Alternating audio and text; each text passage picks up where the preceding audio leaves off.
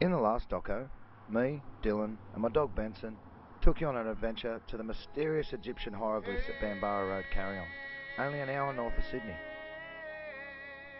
I showed you some bush tucker, some bush medicine, and some other handy hints to know if you found yourself stuck out in the bush. Doco 1 focused on protecting Bambara Road from development. This area is surrounded by National Park on all four sides, is home to 12 known endangered flora and fauna species, and has the greatest amount of indigenous rock engravings in the world. Just up the road at the Australia Walkabout Wildlife Park, a mining company, Rockler, wants to extend their mine to the very edge of the park, which would force the 80-acre wildlife sanctuary to close. In 2008, me and some mates celebrated protecting Bambara and the release of my first doco on Aurora Channel Foxtel. Well, we thought we had that battle won.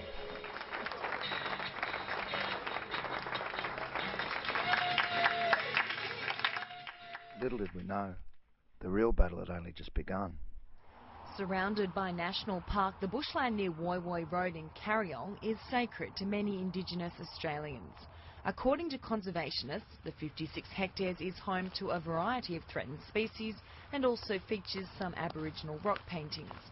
We've got quite a few different endangered flora and fauna, so if this isn't protected, then the Endangered Species Act of 1995 really doesn't mean that much. Formerly farmland, the site is privately owned but hasn't been used for several decades. Now there are plans to build 7 houses on it. They want to put 7 houses here, and everyone keeps telling me it's a reasonable development. It could be worse. I don't think when you've got so many endangered species that it is reasonable to put 7 houses in this area. A peaceful protest has been held in the hope of raising awareness about the issue.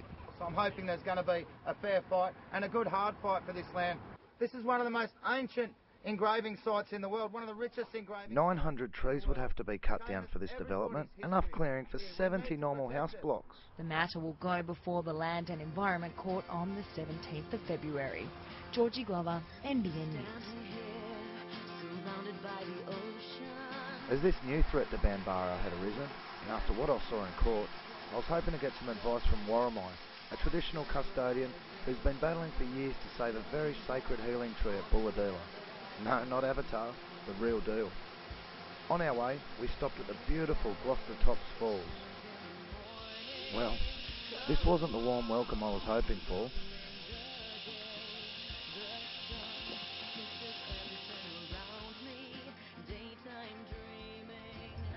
The time has now come for the nation to turn a new page.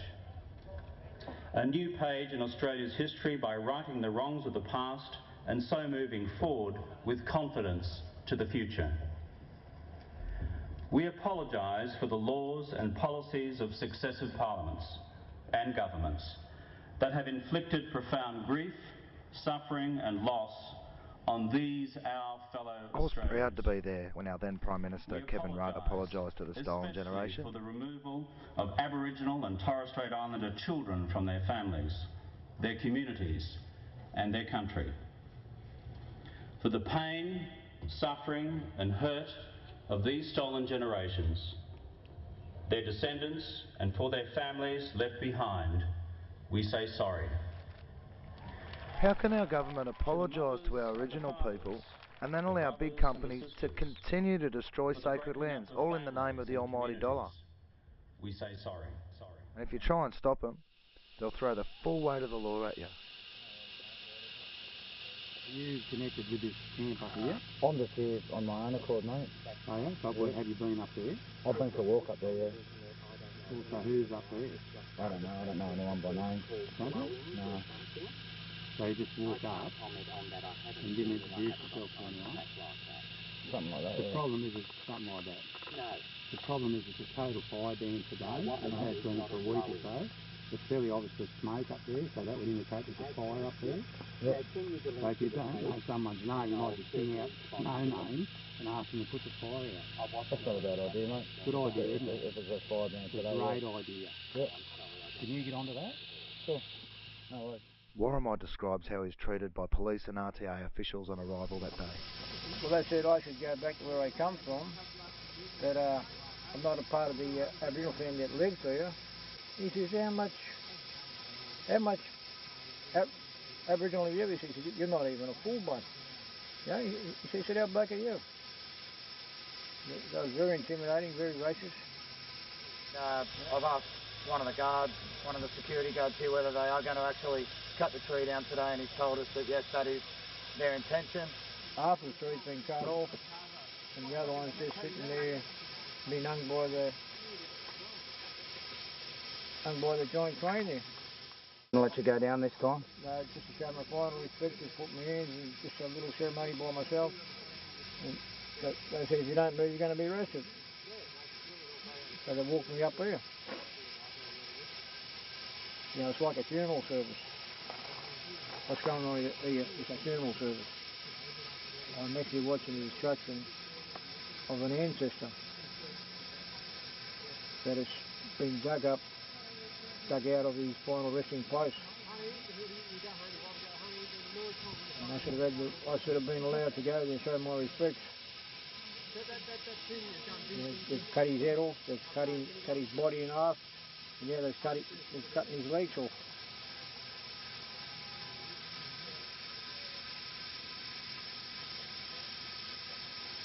And these policemen have no right to say it's only a tree.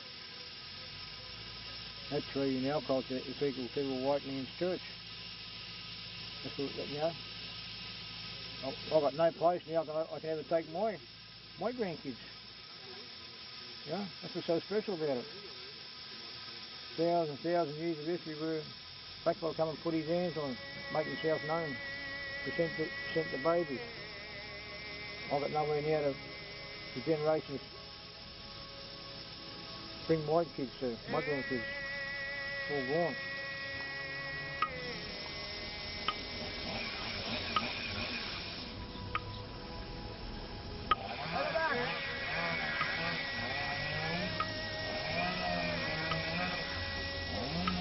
The battle continues to save other sacred areas of Bulahdelah. And for the indignity and degradation thus inflicted on a proud people and a proud culture, we say sorry. Although I really hurt for Warramine, I couldn't stop thinking about the future of Bambara. We say sorry. We say sorry. We say sorry. Something really shifted in me that day at Bulahdelah.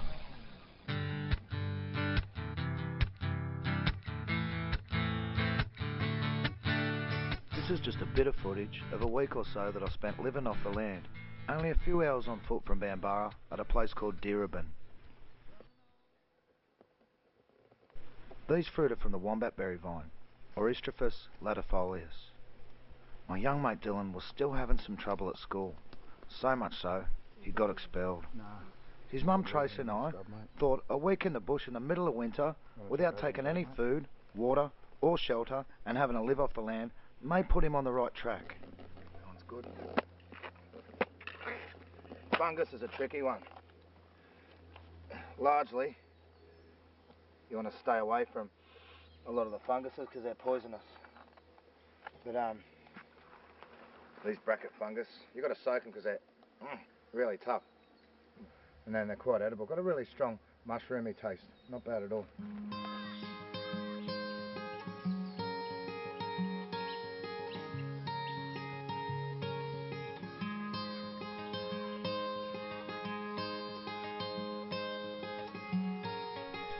Don't always believe what you see on telly. Bush survival isn't about diving from waterfalls and wrestling large animals. It's about saving your energy, staying safe and keeping up your water, fats, vitamins and minerals. You really can't afford to be picky with what you eat in a survival situation. Did you eat these ones, Dylan? Or you just don't like shellfish in general? I don't really like shellfish in general. Well, it sucks to be you in that case, eh? It's a good score, these are called a turbo torcata, and you've got to make sure that they haven't left the building. If you can waste time collecting a few empty ones. That one's good.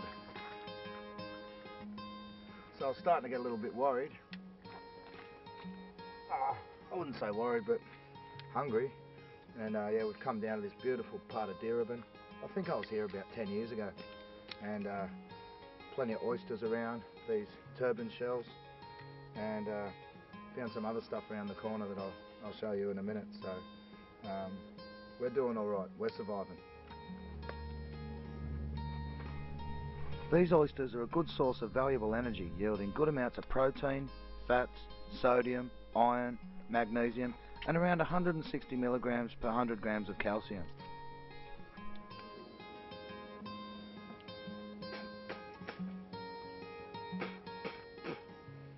Little bits of shell.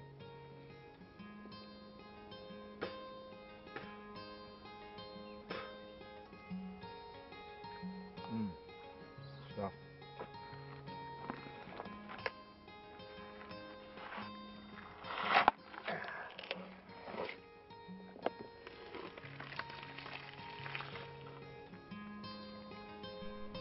I've learnt that even a baby mud crab can deliver quite a nip. Ouch! Ah! Hey, little that hurt. Although focused on gathering enough tucker for me, Dylan, and my dad on the camera, my heart and mind was never far from Bambara, and I couldn't wait to get back to rally up some more support.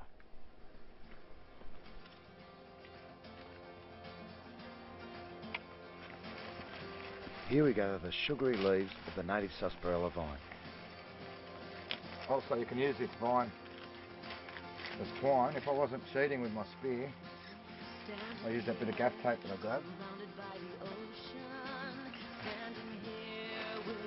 Could easily get some of this vine and wrap it around. It's super, super strong. The whole thing's in place. Very strong.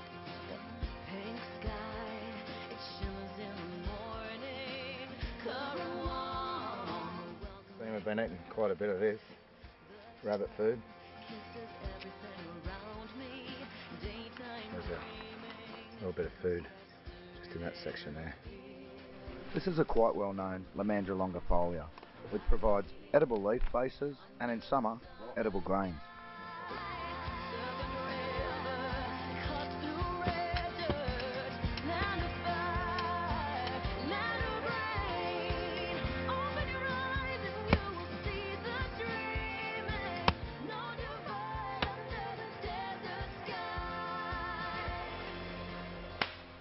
This is the reality of a hunter-gatherer, and I find this sort of work really relaxing and enjoyable.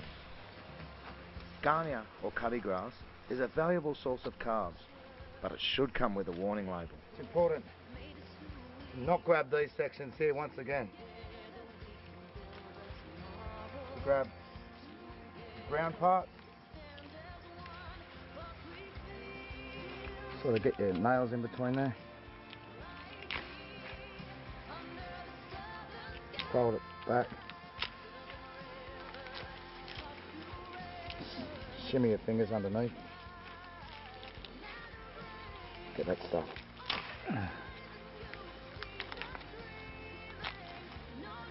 One little bit of impatience could mean you slice your finger deep enough to have to get a couple of stitches.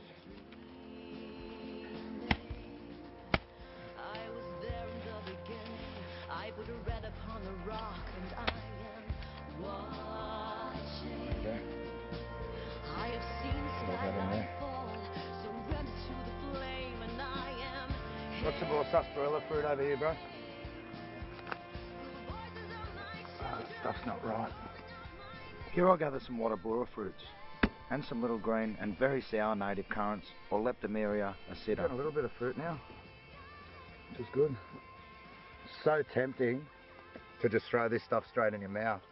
And I mean, you know, I've eaten a little bit. I've had some oysters and some of those turban shells and some what we call little happy snails around here. Some Lamandra today, some Garnia as well.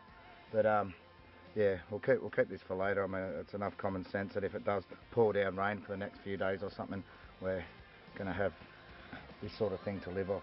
We've got vitamin C, we've got protein, we've got carbohydrates. We're looking pretty good. Yeah, chuck those in the bag. Try and get them on that glove because there's On a the bit glove? of sand